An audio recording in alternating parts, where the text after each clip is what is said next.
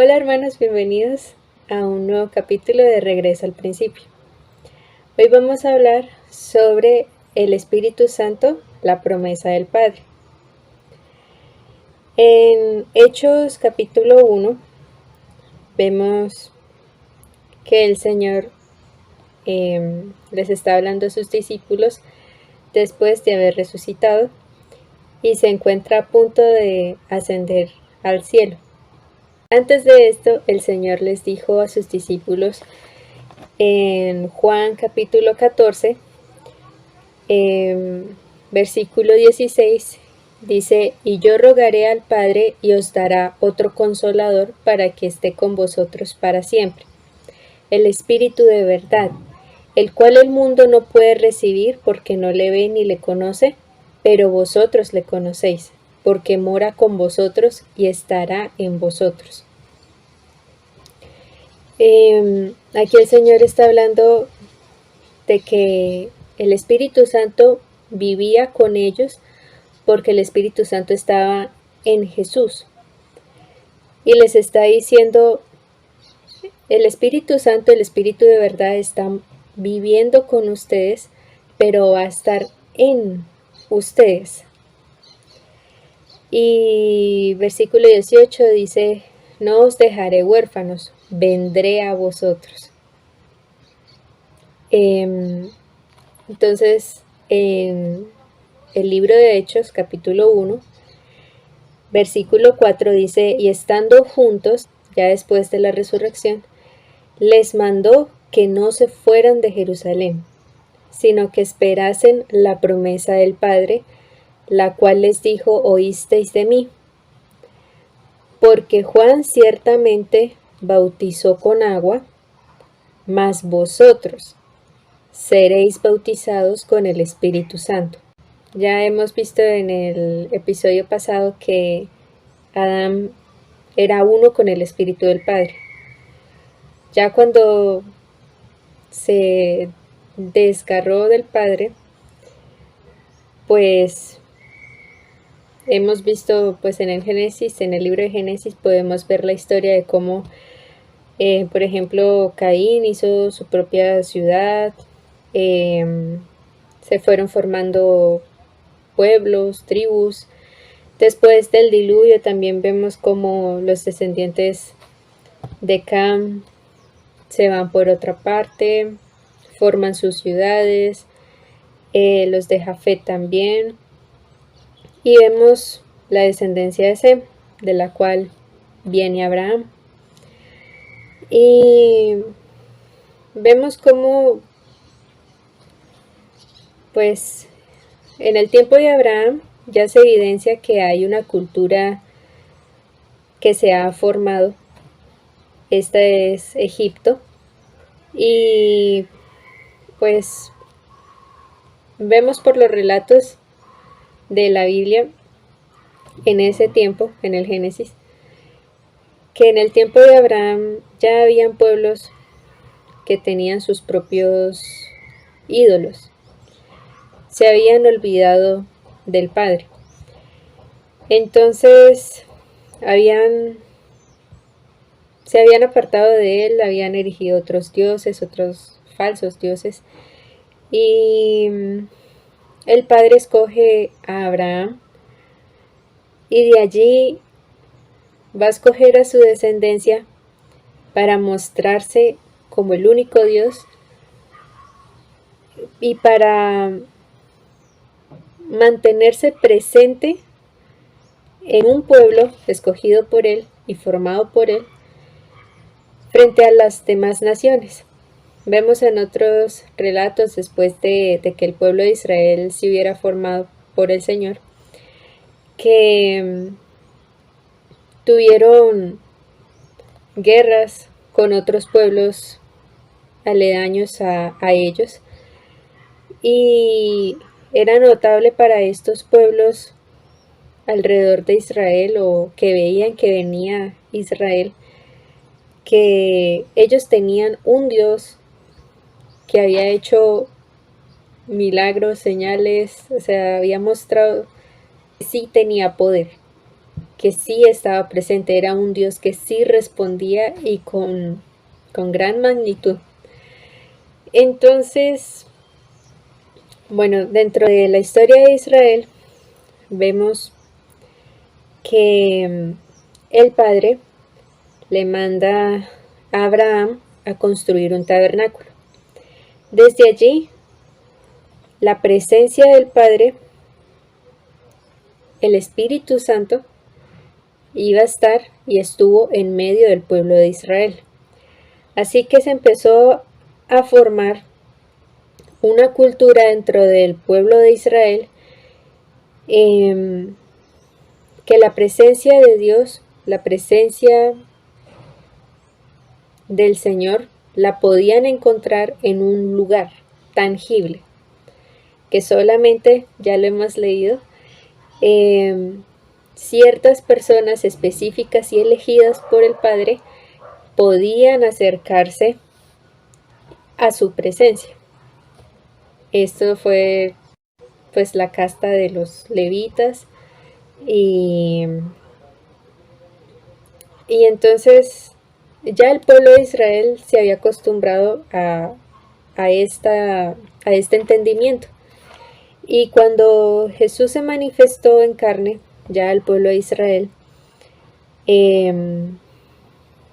aunque pasaron 3 años y él les predicaba el Evangelio, aún seguía vigente el antiguo pacto, aún seguía vigente la expiación de los pecados a través de los sacrificios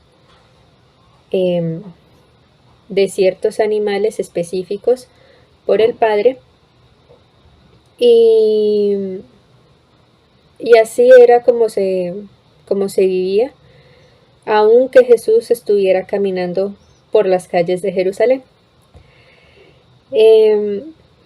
Entonces, aún en medio de eso, la presencia del Padre, todo el pueblo de Israel sabía que la presencia de Dios se podía encontrar en el templo de Jerusalén, en el templo tangible de Jerusalén.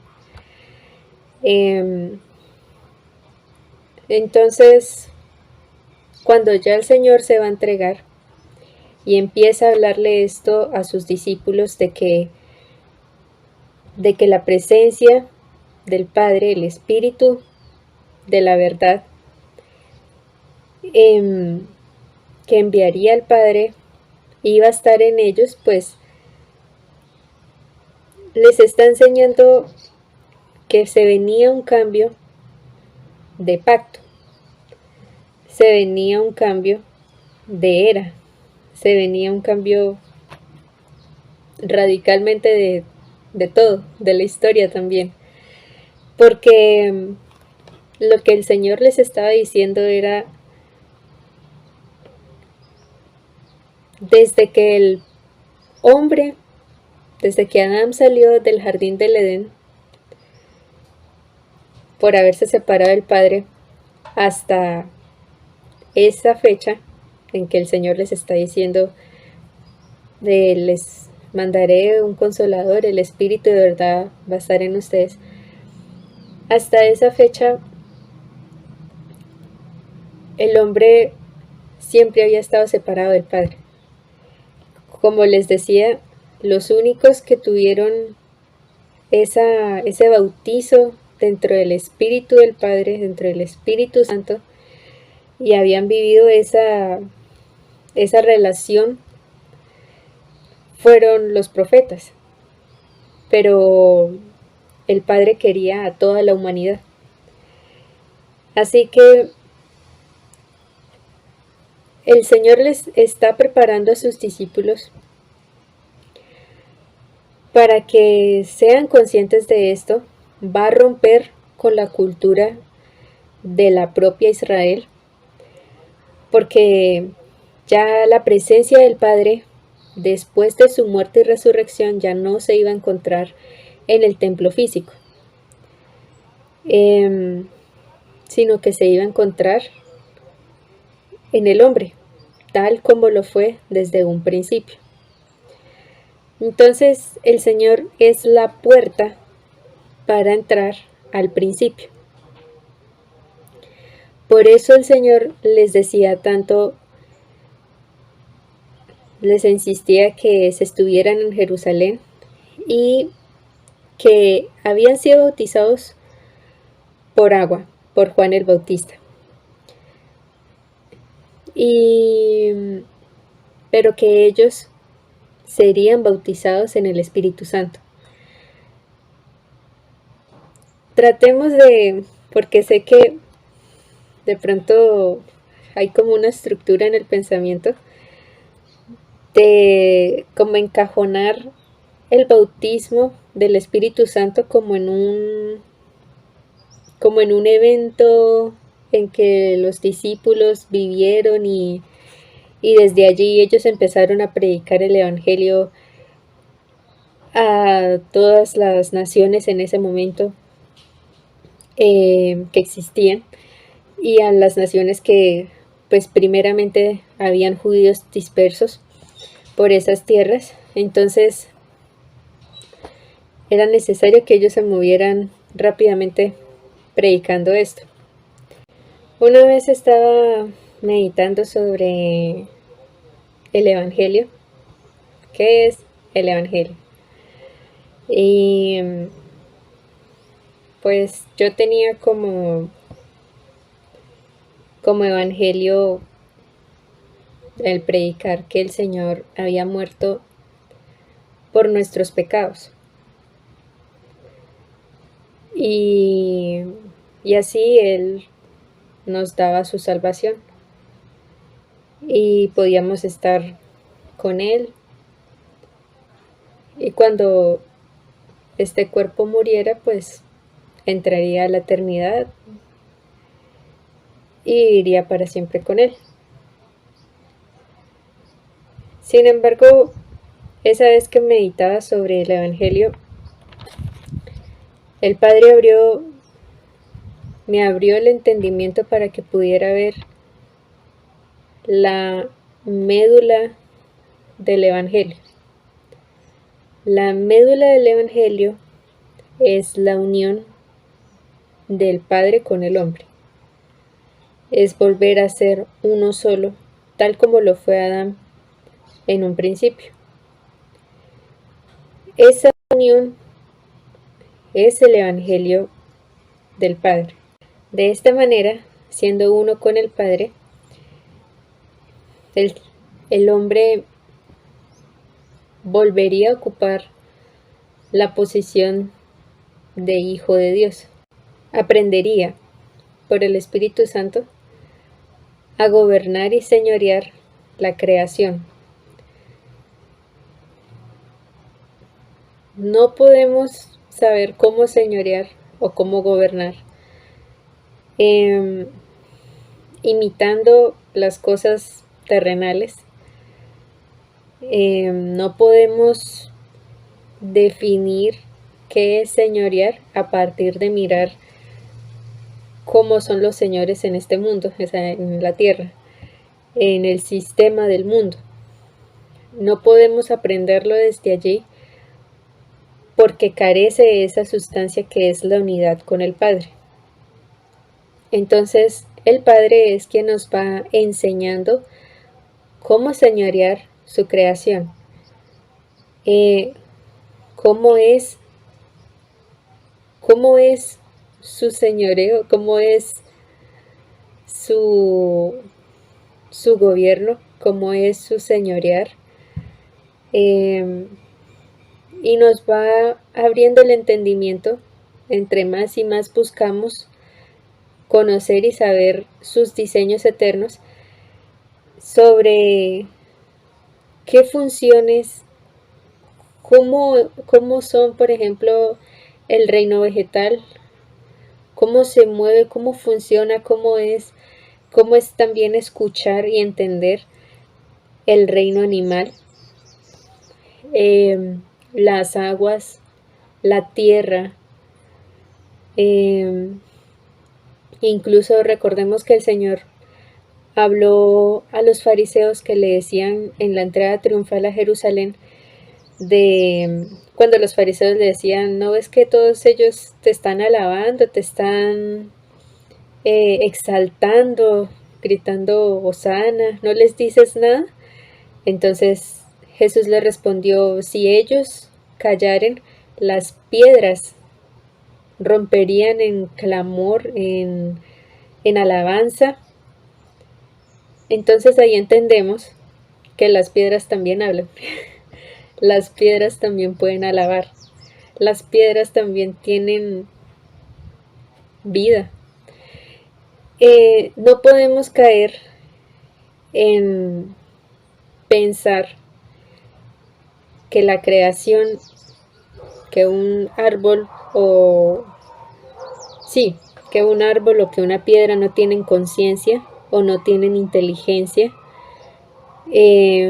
o no pueden o no tienen vida o están como muertos, porque el Señor mismo lo dijo. El Señor dijo, Dios es un Dios de vivos, no de muertos. Y ya entendiendo esto, Dios no va a hacer algo, nuestro Padre no va a hacer algo, no va a crear algo y está muerto. O sea, es como negarse a sí mismo. Entonces, debemos entender esto. Así que el Señor nos está llevando a mirar cómo eran las cosas en un principio. En Génesis 1, versículo 26, dice, entonces dijo Dios, hagamos al hombre a nuestra imagen, conforme a nuestra semejanza, y señoree en los peces del mar, en las aves de los cielos, en los seres vivientes en toda la tierra, y en todo animal que se arrastra sobre la tierra.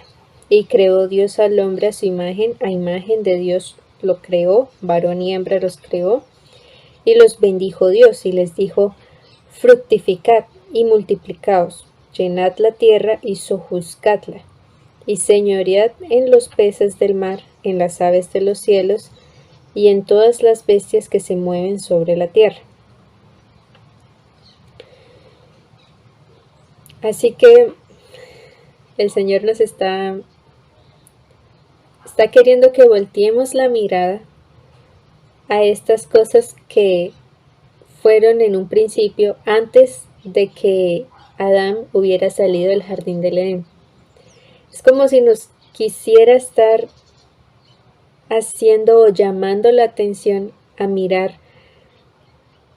Olvídate un momento de qué fue después de que el hombre se separó de mí, para que mires las cosas como fueron cuando estaban unidos a mí, porque esto es lo que el Señor vino a recuperar y a restaurar. Por eso es necesario que si tenemos algún pensamiento, algún concepto o cierta manera de pensar acerca de la naturaleza, acerca de la creación del Padre, acerca de los animales, de toda la creación del Padre, incluso de las estrellas, de los planetas. Si tenemos algo preconcebido o por ejemplo, sé que hay culturas en donde se adoran la creación, se adoran los animales, se adoran o se prescinden de las estrellas, por ejemplo los horóscopos, que las han usado para adivinación. Son cosas que debemos traer delante del Padre para que Él purifique y limpie nuestra forma de pensar con respecto a su creación, con respecto a lo que pensamos acerca de ella. Porque es la voluntad del Padre que nos hagamos responsables de ella. Es nuestro diseño señorearla y gobernarla y saber que no está muerta, no es, o la naturaleza no es ajena a nosotros, que los animales no son ajenos a nosotros, eh, que si son salvajes, ¿por qué son salvajes? ¿Por qué le llamamos salvajes? Si son domésticos, ¿por qué son domésticos? ¿Por qué les llamamos domésticos? Es importante empezar a hacernos estas preguntas porque el Señor nos quiere llevar a ese pleno entendimiento de nuestra relación, no solamente con Él, sino con toda la creación que Él nos ha entregado. Entonces, esto fue todo por hoy. Muchas bendiciones, nos vemos en el próximo capítulo.